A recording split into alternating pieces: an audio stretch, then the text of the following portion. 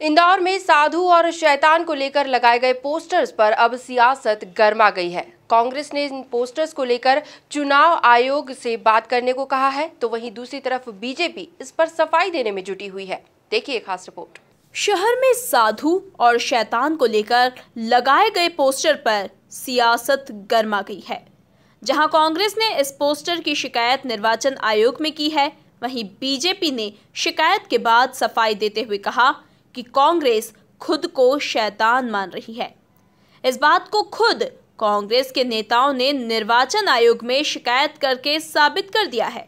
BJP नेताओं ने press conference कर कहा कि कांग्रेस ने निर्वाचन आयोग में शिकायत करते हुए एसटी एक्ट पर कार्रवाई की मांग की है, जो बहुत ही हास्यास्पद है।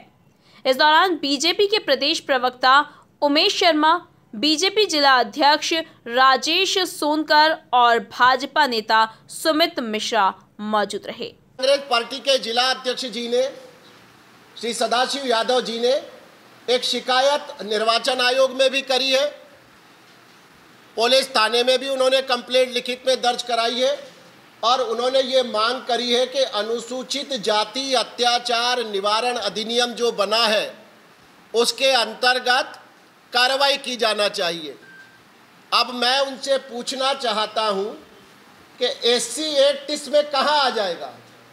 अगर श्रीमान प्रेमचंद गुड्डू जी एससी से आते हैं तो श्रीमान तुलसी सिलावट जी भी उसी जाति वर्ग से आते हैं।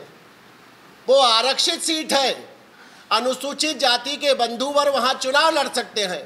हमारे राजेश सोनकर जी भी वहां से विधायक रहे हैं और अपने इस विधानसभा सीट का जब से भौगोलिक रूप से निर्धारण हुआ है तब से लेकर आज तक ये एससी के लिए आरक्षित सीट है। तो बड़ा हास्यास्पद शिकायत करी है कि एससी एक्ट में कार्रवाई की जाए, तो एससी एक्ट में तो कार्रवाई नहीं होती है। और जब ये बात हमने उठाई तो उन्होंने तर्क दिया कि हम एससी एक्ट उमेश शर्मा और उसके मित्रमंडल के खिलाफ चाहते हैं। एफआईआर उमेश शर्मा के खिलाफ एससी एक्ट में होना चाहिए। अब दूसरा उन्होंने कहा है कि मैं उनसे ये समझना चाहता हूँ, मैं थोड़ा अल्पबुद्धि व्यक्ति हूँ और सदाशिव यादव जी हों या आदरणीय पूर्व शिक्षा मंत्री जी हों, उनका अपना ज्ञान बहुत ज़्यादा विस्तृत है। वो तो पांडवों को भी अत्याचारी बता देते हैं। तो हम उस नई महाभारत को भी समझने का प्रयास कर रहे हैं कि इस नई महाभारत में पांडव अत्याचारी कब हो गए। और बड़ा लंबा भाषण है उनका। मेरा बेटे ने तो बहुत छोटा सा मुझे 30-35 सेकंड का ही निकाल के दिया था, तो उनका बड़ा लंबा भाषण है। तो खैर वो आज की पीसी का विषय नहीं, मूल विषय ये है कि उन्होंने थाने में शिकायत करी। हमने ना तो साधु के गुण चिन्हित करे हैं और ना शैतान की शिनाख्ती करी है। हमने तो पहली लाइन में ये स्पष्ट कर दिया है कि ये घड़ी है सांवेर के इम्तहान की। ये निर्णय सांवेर का मतदाता करेगा कि साधु कौन है और शैतान कौन है। और साधु और शैतान से अभिप्राय ये है कि समाज में पौराणिक काल से, सनातन काल से दो तरह की वृत्तियां रही हैं। एक तामसी आचरण रहा है, एक सात्विक आचरण रहा है। कुछ वृत्ति दुराचारी होती है, कुछ शक्ति जो होती है वो सदाचारी होती है। अगर त्रेता में ताड़का थी तो त्रेता में ही शबरी भी थी, तो शबरी सात्विक थी, ताड़का तामसी थी। रामत्व है तो रावण भी पाया जाता है। अगर कंस भाव आता है तो धरा पर कृष्ण का भी अवतरण होता है। तो समाज में हमेशा से सज्जन शक्ति होती है और दुर्जन शक्ति भी होती है। अब इस दुर्जन शक्ति और सज्जन शक्ति के बीच का अंतर करने का जो निर्णय का अधिकार होता है वो सदैव भारत की समाज रचना को रहा है। भारत का समाज तय करता है कि कौन व्यक्ति सात्विक है, कौन व्यक्ति तामसी है। भारत का समाज तय करता है कि कौन व्यक्ति जो है जनप्रतिनिधि के रूप में अनैतिक कार्यों में लिप्त है और कौन व्यक्ति ऐसा है जो हमारा जनप्रतिनिधि चुना जाना चाहिए। तो हमने तो केवल इतना सा कहा कि लड़ाई है साधु और शैतान की और ये घड़ी है सांवेर के इम्तहान की। अब सांवेर के मतदाता इस बात का निर्धारण करेंगे। हमने तो कहीं नहीं कहा कि हम साधु हैं और हमने तो राई बराबर भी नहीं कहा कि आप शैतान हैं। आप ही थाने में खर्रा लेकर चले गए कि हम शैतान कहा हमको। मतलब आपने अपनी शिनाख्ती परेड खुद करा दी। मेरे पे तो 33 मुकदमे लगे, 32 बार से अधिक बार जेल गए हूँ। जेल के अंदर जाओ राजनीतिक मुकदमों में तो वो निशान पूछते हैं कि मनीष जी आप तो क्राइम भी देखते रहे कि निशान बताओ, तो चिन्ह लगाते हैं। तो सदाशिव यादव जी ने जाकर मेरे खिलाफ जैसे ही शिकायत दर्ज करी है तो उन्होंने निशान बता दिया कि हाँ हम शैतान हैं। अपनी शिनाख्ती खुद कर ली। हमने कहीं किसी फोरम पर किसी मंच पर कभी नहीं कहा कि वे शैतान है। हमने कभी नहीं कहा कि हमारे प्रत्याशी साधु है। हमने तो सांवेर के मतदाताओं से निवेदन कराए कि आपके इम्तिहान की घड़ी है, आप पहचान करिए साधु की और आप शिनाख्ती करिए शैतान की। तो ये बातों को करने का अवसर ही नहीं मिला। शैतान ने स्वयं की शिनाख्ती कर दी। और एक आखिरी बात, फिर आपके प्रश्नों का जिला अध्यक्ष जी और हम जैसा आप आदेश करेंगे जवाब देने का प्रयास करेंगे। आखिरी बात यह है, उन्होंने एफआईआर दर्ज कराने की मेरे विरुद्ध मांग करी है और मैं भी जिला निर्वाचन से प्रार्थना करता हूं कि कांग्रेस पार्टी को तो मतिभ्रम हो गया है। मैं तो पांडवों और कौरवों का अंतर भी महसूस नहीं कर पा रहे हैं। पर जिला निर्वाचन आयोग निष्पक्षता के साथ जांच करे, क्योंकि ये मामला इतना सामान्य नहीं है। जो आवेदन उन्होंने दिया है उस पर अगर उमेश शर्मा पर प्रकरण दर्ज करा जाता है तो ये समझ लेना कि बर्र के छत्ते में हाथ डाला है। जो भाषा उनने लिखी है वो भाषा हमारी नहीं है। वे हमारे भाव को विकृत करके प्रस्तुत कर रहे हैं। हमने ना किसी को साधु कहा है, ना किसी को, कहावत है, मुहावरा है, लोकोक्ति है। अब वो बोलते ना नो मन तेल होगा ना राधा नाचेगी। अब वो अपने आप को राधा मान ले तो हम क्या करें। एक कहावत होती है कि लोमड़ी के लिए अंगूर खट्टे हैं, अब इसमें वो अपने आप को लोमड़ी मान ले तो हम क्या करें। एक कहावत होती है कि चोर की दाढ़ी में तिनका, अब वो अपनी दाढ़ी में तिनका ढूंढने लग जाए, इसमें हम क्या करें। तो एक कवि लोग कहते हैं ना कि वो कविराज जी ने चोर के बारे में कविता सुना दी तो पुलिस वाले नाराज हो गए। उन्होंने कहा कि यहाँ पुलिस चोर है। पुलिस वालों ने कविराज को पकड़ लिया। कवि ने कहा कि हमने तो नहीं कहा कि यहाँ की पुलिस चोर है। तो बोले हमको नहीं मालूम है कि कहाँ की पुलिस चोर है। तो हमने, आखिरी बात मित्रों, हमने किसी को शैतान नहीं कहा, हमने शिनाख्ती नहीं करी है। अपनी शिनाख्ती सदाशिव यादव जी ने खुद कराई है और सदाशिव यादव जी खुद की शिनाख्ती शैतान के रूप में करा देते तो हमको कोई बहुत ज़्यादा वेदना नहीं होती। उन्होंने तो पूरी कांग्रेस पार्टी की शिनाख्ती शैतान के रूप में करा दी है। हमने ना तो स्वयं के साधु होने का दावा करा है और ना सामने वाले पर आरोप शैतान होने का मढ़ा है। हमने तो बस भैया विषय खत्म। अजीज भाई बता खत्म। जनता के चरणों में हमने प्रार्थना पत्र रख दिया।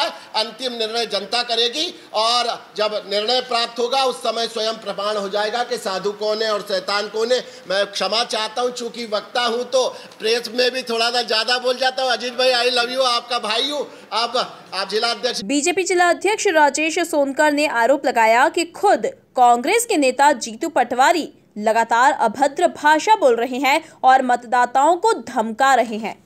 पिछले दिनों सराफा के एक व्यापारी का जो पैसा इंदौर में पकड़ाया था, पुलिस प्रशासन के वरिष्ठ अधिकारियों ने प्रेस कॉन्फ्रेंस के माध्यम से आप लोगों के समक्ष उस व्यापारी का नाम भी बताया, वो पैसा कहाँ से आया था, किसका आया था। लेकिन कांग्रेस के लोगों ने उसको भारतीय जनता पार्टी को बदनाम करने के लिए वो पैसा भारतीय जनता पार्टी का बताने का प्रयास किया।